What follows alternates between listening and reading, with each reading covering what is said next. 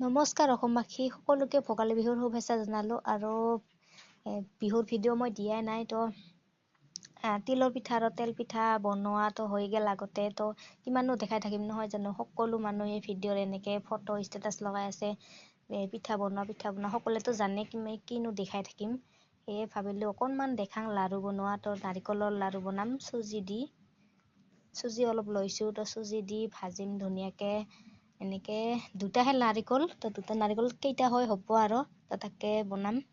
আৰু তিলৰ পিঠা বনোৱা ভিডিঅ' নিদিলো লাৰু বনোৱা ভিডিঅ'কে আৰু অলপমান দেখাও বুলি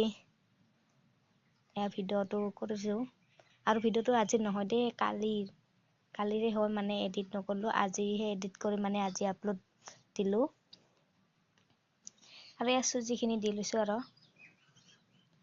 চুজিখিনি দি ধুনীয়াকে এনেকে অলপ লৰাই ল'ম তাৰ পিছত লাৰুটো বনাম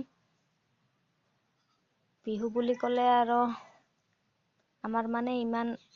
ডাঙৰকে আমাৰ উৎসৱ পালন কৰিবলৈ পোৱা নহয়ে প্ৰতি বছৰে আমাৰ থুলমূলকে এনেকৈয়ে আমি উৎসৱ পালন কৰো কিনো কম আৰু আমাৰ মানে দিনবোৰ সদায় বেয়াই যায় ভাল দিন কেতিয়া আহিব কেতিয়া সুখ আহিব নাজানো সেয়ে থুলমূল হিচাপে যিখিনি পাৰিছো সেয়ে আৰু উৎসৱটো পালন কৰিছো অলপ নিয়মখিনি অকনমান হ'লেও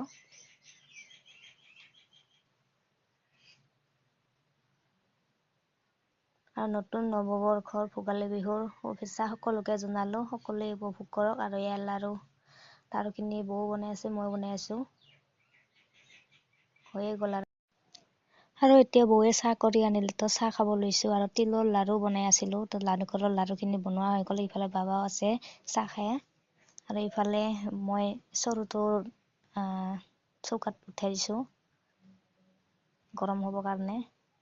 আকৌ তিল ভাজিম তিল ভাজি কেনে আৰু বনাম অলপকে চাহখিনি খাই লৈ তিলখিনি ভাজি আছো এতিয়া আৰু কেইটা হয় হ'ব আৰু মই মানে ইমান হিচাপৰ চাইজৰ কৰি লাৰু বনাব নাজানো এটা সৰু হয় এটা ডাঙৰ হয় মানে বনাব নাজানো যেনেকে হয় তেনেকে বনাও আৰু তো সৰু ডাঙৰ যি হয় হ'ব আৰু খাব পালে হ'ল মুঠতে তো ইমান চাইজকে বনাব নাজানো মই যেনেকে তেনেকে বনাই থওঁ আৰু বনোৱা হোৱাৰ পাছত দেখাই আছো আপোনালোকক চাব দিয়ে কেনেকুৱা হৈছে আৰু ইয়াত তিলৰ লাৰুখিনি হৈ গ'ল এয়া এটাও মানে সমান হোৱা নাই চাওকচোন আৰু আজিৰ ভিডিঅ'টোলে সকলোকে বাই